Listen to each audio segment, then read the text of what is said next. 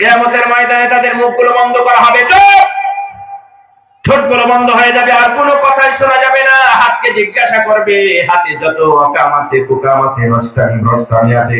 আজকের ইসলামী মহাসম্মেলনের সম্মানিত সভাপতি উলামা ইকরাম, আমার সামনে উপবিষ্ট আমার প্রাণ প্রিয় দ্বীনী মুসলিম ভাইয়েরা এবং পর্দার আড়ালের মা ও বোনেরা, সর্বাগ্রে জানায় প্রশংসা সেই মহান রবের দরবারে, যার অশেষ কৃপায় অশেষ মহিমায় আজকের এই আঞ্চলিক মাদ্রাসা মহাসম্মেলনের ময়দানে আমরা উপস্থিত হতে পেরেছি। এই জন্য আল্লাহর দরবারে শুকরিয়া আদায় জানাই, আলহামদুলিল্লাহ। একটু মন ভরে বলেন আলহামদুলিল্লাহ। যারা এখানে আসতে পেরেছি আমরা মনে করি আমরা ভাগ্যবান। সেই দিক থেকে আপনি একটু মন ভরে আল্লাহর শুকরিয়া আদায় করতেই পারেন। এখান থেকে যারা স্বেচ্ছায় বাহিরে আছে তারা ভালো কাজে খুব কমই আছে, ম্যাক্সিমাম গুনার কাজে আছে।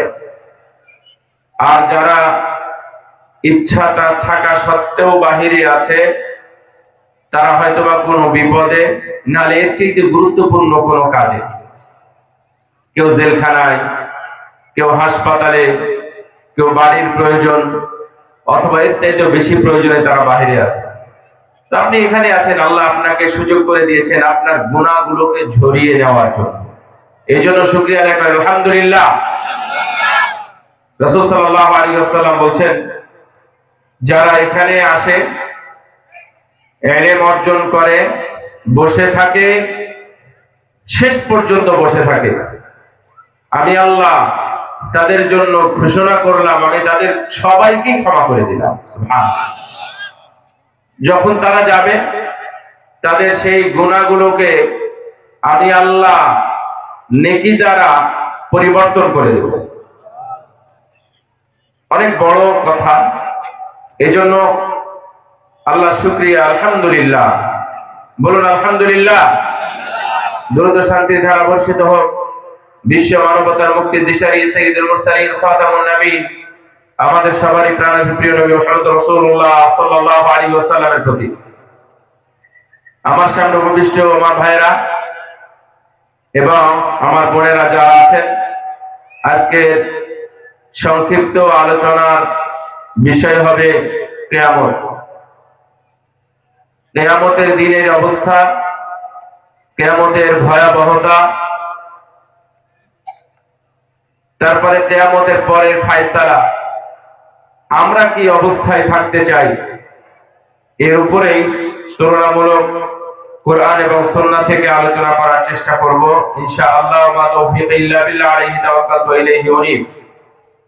প্রাতিষ্ঠানিক আলোচনা, যেহেতু মাদ্রাসার আলোচনা, সেই হিসাবে আপনারা এখান থেকে ভালো কিছু নিয়ে যাওয়ার চেষ্টা করবেন। কিয়ামতের ময়দানে যেন গিয়ে আফসোস করতে না হয়। কিয়ামতের ময়দানে গিয়ে আফসোস করার চাইতে এখন প্রস্তুতি নেওয়াই ভালো।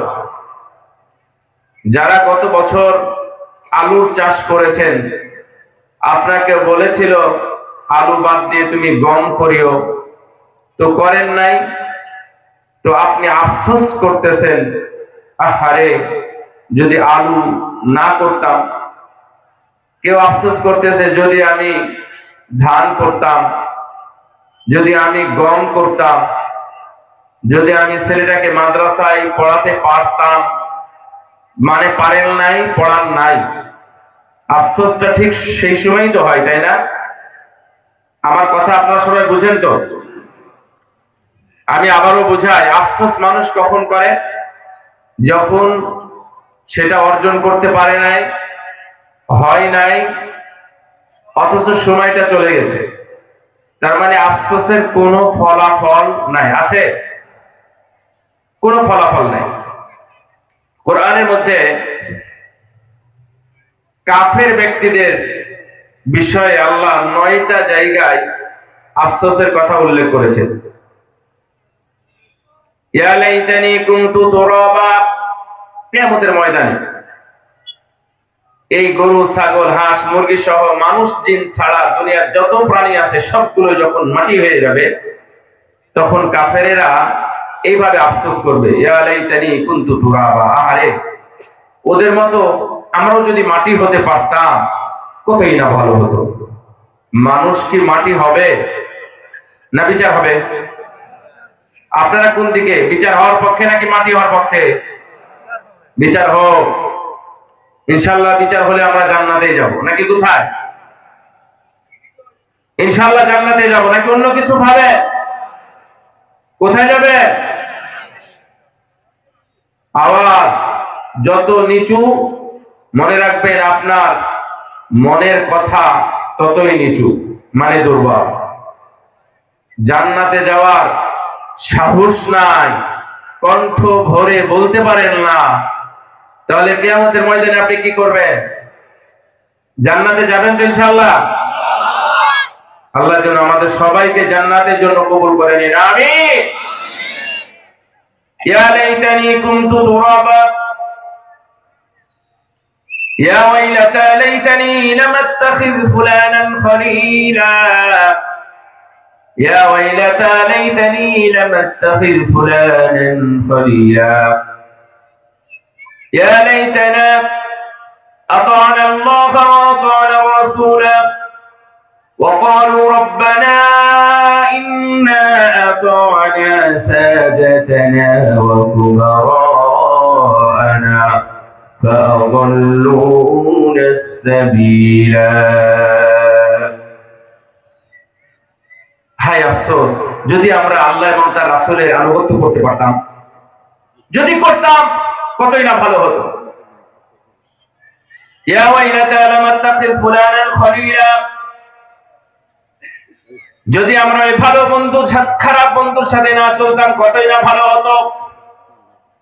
ইয়া লাইতানা ওয়া ইয়াওমা ইয়া'উদ্দু যালিমু আলা ইয়াদাইহি ইয়াকুলু ইয়া লাইতানি ইত্তাখাযতু মা'আর রাসূলি সাবিলা।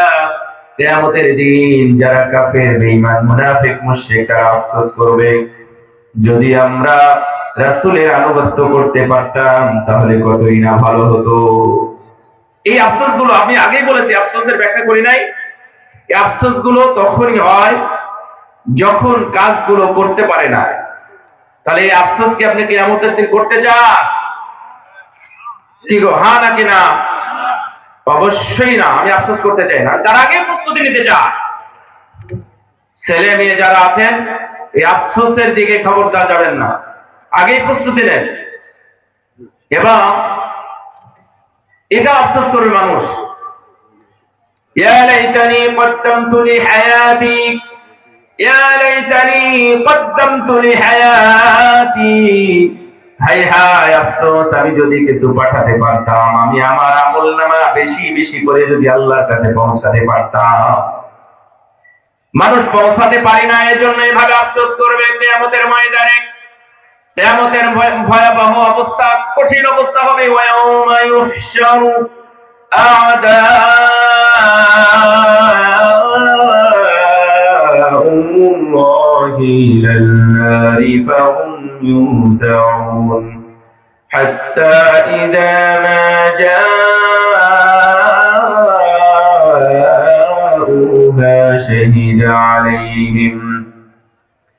شهد عليهم سمعهم وأبصارهم وجلودهم بما كانوا يعملون। কিয়ামতের ময়দানে যারা অপরাধী, আল্লাহর যারা শত্রু, যারা সুদখোর, ঘুষখোর, বেঈমান, মুনাফিক, বেনামাজি, বেরোজাদার, বেহায়া, বেপরদা যারা থাকবে, তাদের সবাইকে আগুনের সামনে তাদেরকে একত্রিত করা হবে এবং তাদেরকে আলাদা আলাদা লাইনে তাদেরকে ভাগ ভাগ করে দাঁড় করিয়ে দেওয়া হবে। নাউযুবিল্লাহ, বলেন না নাউযুবিল্লাহ। আমরা তো ওই লাইনে দাঁড়াতে চাই না, নাকি ওই লাইনে দাঁড়াবেন? অসম্ভব। আমরা সুদখোরের কাতারে দাঁড়াতে চাই না, ঘুষখোরের কাতারেও দাঁড়াতে চাই না, মা বোনেরা যারা আছেন তারা বেপরদাদের কাতারেও দাঁড়াতে চায় না, যারা বেহায়া নষ্টা ভ্রষ্টা, যাদের চেহারা বিক্রি করে খায়, বড় বড় বিলবোর্ডে যাদের চেহারাগুলো দেখানো থাকে, মানুষ দেখে সুন্দরী নারী, সুন্দরী চেহারার নারী, যেই নারীরা যাদের চেহারা বিক্রি করে ইনকাম করে এবং রুজি রোজগার যারা ইনকাম করে, কিয়ামতের ময়দানে তাদের বেপরদার খাতায়, বেপরদার লাইনে তাদেরকে হাজির করা হবে। ফাহুম ইউসাউন, আলাদা আলাদা ভাবে বন্টন করা হবে। এরা সুদখোর, এরা ঘুষখোর, এরা বেনামাজি, এরা জিনাকার, এরা জালেম, এরা বেরোজাদার, এরা বেনামাজি ইত্যাদি করে লাইন লাইন করা হবে। আমরা কি ওই লাইনে থাকবো নাকি? না, ওই লাইনে থাকবো না। আমরা অন্য লাইনে থাকবো, যেখানে যাদেরকে ডান হাতে আমলনামা দেওয়া হবে, যাদেরকে ডান হাতে আমলনামা দেওয়া হবে, আমরা যেন সেই দলে থাকতে পারি। বলেন আমিন। এই মুসলিম কখনো ওই ধরনের দলে থাকবে না। আর এটা মনে রাখবেন, আপনি যদি সুদ খেয়ে থাকেন তাহলে অন্য কোনো ভাবে নাম কাটাতে পারবেন না, কারণ ফেরেশতারা ভুল করে না। আপনাদেরকে যে কোনো মূল্যে টেনে হেসে ওই জাহান্নামীদের কাতারে নিয়ে এসে হাজির করাবে। আপনি সেদিন বাঁচতে পারবেন না, শুধু আফসোস করবেন। حتى إذا ما جاءوها شهد عليهم سمعهم وأبصارهم وجلودهم بما كانوا يعملون। এমনকি সেই দিন একে একে সাক্ষ্য গ্রহণ করা হবে। সাক্ষ্যর কয়েকটা কোয়ালিটি থাকবে, 4 ধরনের। কিয়ামতের ময়দানে সবাই দোষী, কেউ নিরপরাধ থাকবে না, কোনো মাসুম থাকবে না, একমাত্র আমার নবী মুহাম্মদুর রাসূলুল্লাহ সাল্লাল্লাহু আলাইহি ওয়াসাল্লাম ছাড়া আদম সন্তান আদম আলাইহিস সালাম সহ সবাই অপরাধীর খাতারেই থাকবে। সবাই অপরাধী, তার মানে কেউ না কেউ ছোট কোনো অপরাধ অথবা ছোট কোনো গুনাহ অথবা ছোট ভুল কোনো ভাবে করে ফেলেছে। আমার নবী মুহাম্মদ সাল্লাল্লাহু আলাইহি ওয়াসাল্লাম তার লাইফে এই ধরনের কোনো দাগ কাটে নাই। সুবহানাল্লাহ। কিয়ামতের ময়দানে উনি একমাত্র সুপারিশকারী হবেন, ওনার সুপারিশ ছাড়া কোনো আদম সন্তান জান্নাতেও ঢুকবে না। সেই দিন সবাই হিসাব নেওয়া হবে। 2 জন ব্যক্তিকে ডাকা হবে, একজন হলো তাওহীদপন্থী গুনাহগার, আর একজন হলো তাওহীদ ছাড়া মুসলিম। তাওহীদ ছাড়া গুনাহগার, একজন সত্যবাদী তাওহীদপন্থী, আর একজন মিথ্যাবাদী তাওহীদ ছাড়া। 2 জনকে ডাকা হবে। অপরাধী তো সবাই নয়, ওই 2 জনই শুধু নয়, সবাই অপরাধী। ওই 2 জনকে ডেকে একে একে জিজ্ঞাসা করা হবে। প্রথম অপরাধীকে জিজ্ঞাসা করা হবে, এটা কার খাতা বলো? 99টা খাতা। কয়টা খাতা? কয়টা থাকবে? 99টা। মুখস্থ আছেন আপনাদের? এখনো তো খাতা ভরতেই আছেন। যারা ঈশার নামাজ পড়েন নাই তাদের কি ভালো খাতায় নাম উঠেছে নাকি খারাপ খাতায়? তাহলে এই জালসা শুনতে এসে ওই নাম কাটবে না, কিন্তু আগে সালাত আদায় করতে হবে, তাই না? অবশ্যই কাটতে পারবেন না।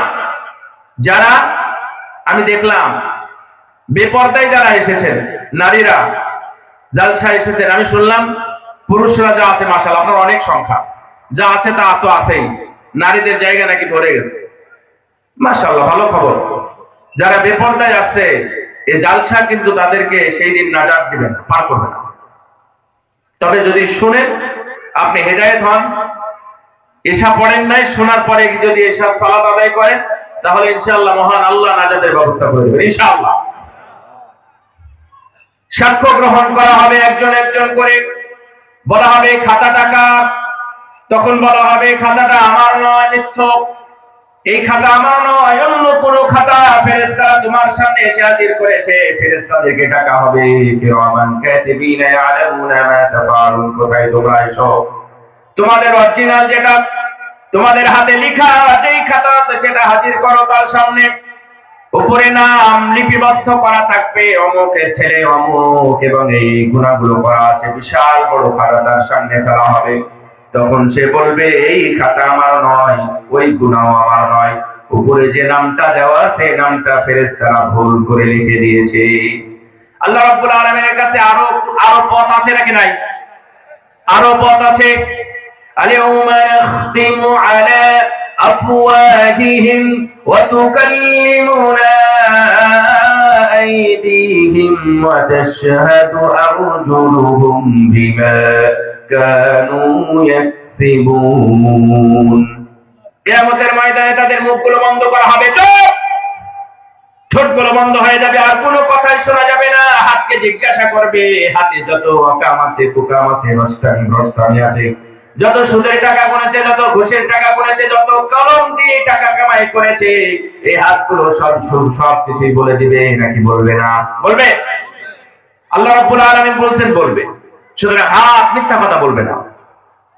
তার পাও সবকিছু বলে দিবে, তার চোখ, তার কান সবকিছু বলে দিবে। আশ্চর্যের ব্যাপার হলো তার চামড়া অথবা লজ্জাস্থান, এই চামড়া পর্যন্ত সবগুলো সাক্ষী দিয়ে দিবে। নাউযুবিল্লাহ, অবিচ্ছেদ্য সাক্ষী। এই সাক্ষী থেকে কি আপনি দূরে পালাতে পারবে?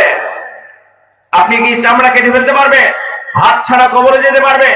নাকি কবর থেকে উঠতে পারবে? কোন বুদ্ধি না, এটা আপনার সঙ্গেই থাকবে। আপনার PS, personal secretary, assistant secretary, আপনার পাশে যে ঘুমায়, আপনার স্ত্রী, আপনার সন্তান, এগুলো সবকিছু বলে দিবে, নাকি গোপন করবে? একটাও গোপন করবে না আপনার স্ত্রী, সব বলে দিবে।